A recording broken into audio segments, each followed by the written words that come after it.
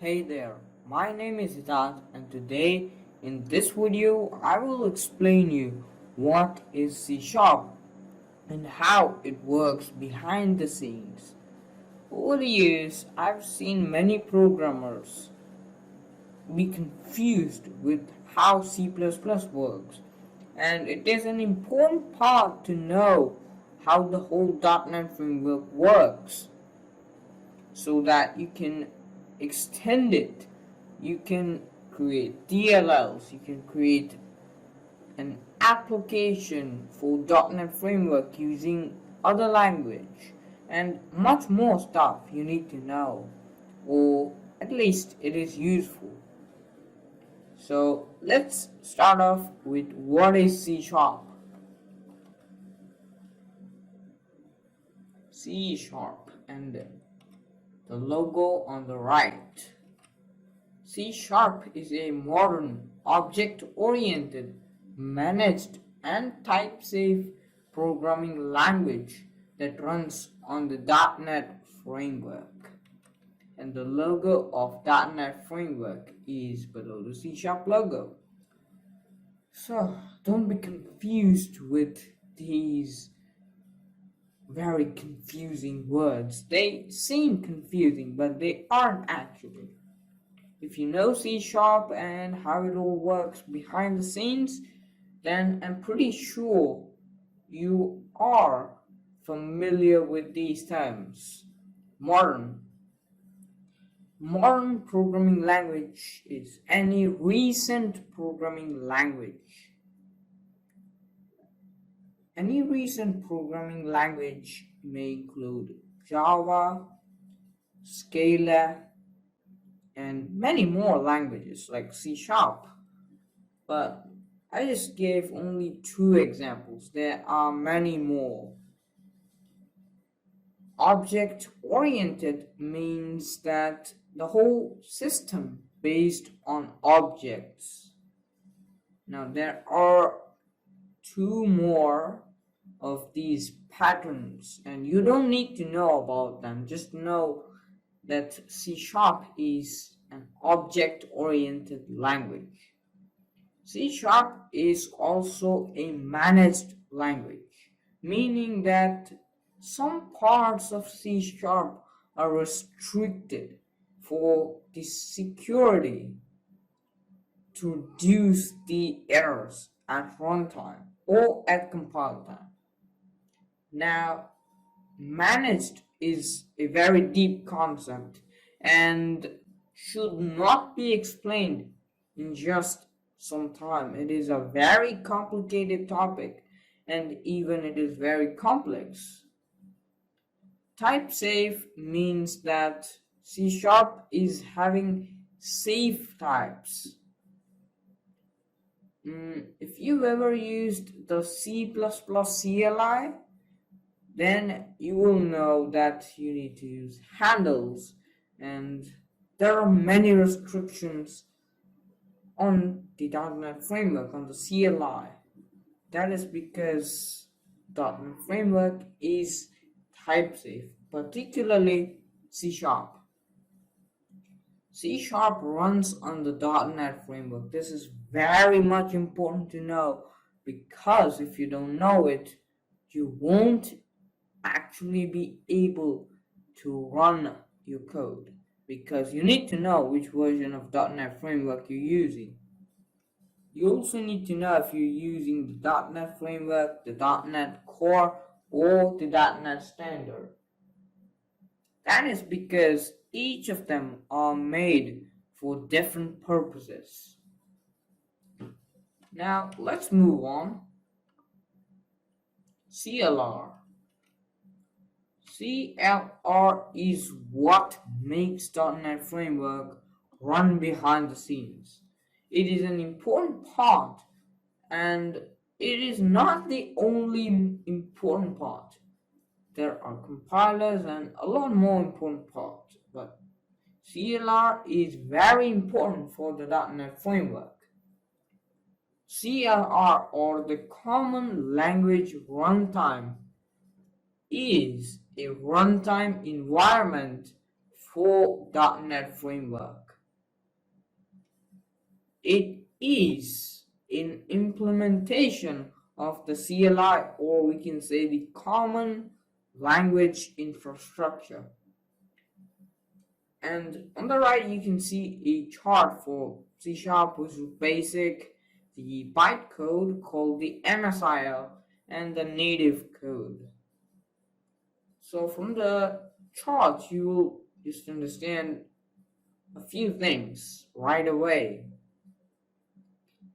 So C# and the Visual Basic source code will be compiled by the respective compilers into an intermediate language called the MSIL, or the Microsoft Intermediate Language. MSIL is a very special language. It is compiled at runtime by the CLR and then run into native code by it. So the process of compiling the source code into the bytecode, which is MSIL, is pretty much compile time. And the process of converting the bytecode into native code by CLR is runtime. It's like everything is done at runtime. And that is where C# and the whole .NET framework is a little bit slower on performance than very performant languages like C and C++. So let's move on and talk about the platforms that C# supports. C# is a cross-platform programming language and do not need platform-specific code. It is very important and a very useful part of C#. If you are developing for mobiles, like if you target Android or iOS, Xamarin is there for you. It will convert the whole code, which is not going to be platform specific. Like for Android, you need to write this platform specific code for Java. For iOS, you'll need to write platform specific code for in Swift. Like it is very painful when all of the languages, all the platforms have the different native languages, and that the whole thing is not cross-platform. If you're making a console app, it can run on a mobile, on Windows, Mac, Android, iOS, which are part of mobile, Linux, and pretty much any platform. But you will have to compile them to different extensions. Only that is the case. The source code will remain the same. And it is very much helpful and useful part of C#. I pretty much love that. Also, if you want to make for Windows 7 and 10 and 8, let's say, even for Vista, like in the Win32 API, you will have to link the Windows library, the Windows SDK, and then write the Win32 API code, which is pretty much very confusing but very powerful though. But in C# using Windows Forms, what you can do, like a notepad application, you will take a lot of time in the Win32 API. While in Windows Forms, or WinForms for short, you can create that application in just a matter of time. That is very helpful. I personally use that kind of C# when I want to prototype something. So that's all for the cross-platform, By the way, you can even develop web applications in C Sharp, which is very helpful. And on the right, you can see the chart for C Sharp. Okay, so let's move on and talk about the difficulty of C Sharp. C Sharp is a very easy to read and easy to write language. It has the same syntax of C. C Sharp is considered a high-level language, unlike C and C++, which are considered low-level languages. Although it might seem simple, C Sharp can be very confusing at times. C Sharp is considered a high-level language because it is safe. First of all of the components are safe to use. In C and C++ are considered low-level languages because you get ultimate control over your application or a game if you're making one. And also, these two languages are unsafe. You use pointers, you use variables, you allocate them on heap.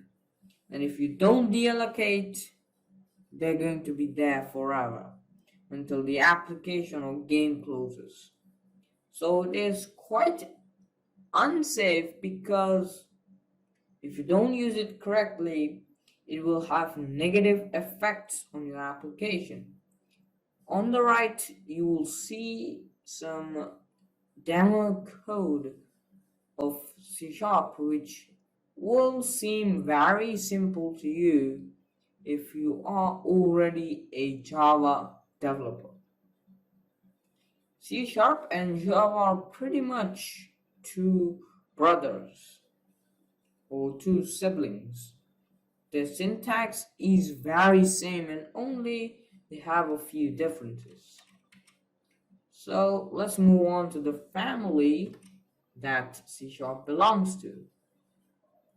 C Sharp belongs to the C family. First came the C language in 1972, which was very popular at that time. It was developed by Dennis Ritchie. Second came C++ in 1985, which introduced the OOP or the object-oriented programming concept. It is very helpful for programmers and reduces pain, in which we used to hide it while writing C. Still, C++ was lacking cross-platform support. By the way, C++ was created by Bjorn Stroustrup. I'm sorry if I pronounced his name incorrectly. To fix the issue of cross-platform, Java came into existence in 1995. And a bit later, Java was acquired by the Oracle Corporation, which is still updating the Java JDK and JVM, GRE, and all those stuff that is included with Java. In 2000 came C Sharp, which had the syntax of C, the OOP concept of C++, and cross-platform support of Java. It itself introduced a lot of new features. So, like on the chart on the right, you can see that C++ can be called a son language, a kind of son language, or the child language of C, because it inherits a lot. It does not implement anything else other than OOP. And some new features, which I don't know, remember them, but there are a few. Then Java can be called a child language of C++ because it inherits OOP and syntax of C. Also, it is a new generation of C++. But C# cannot be called the child language of Java because, well, it is not. There are quite a lot of differences though. And also, C# was a mixture of all three of these languages. And also, it implemented a few more features that we that we just learned in the first section. So that's it for this video. Thank you for watching.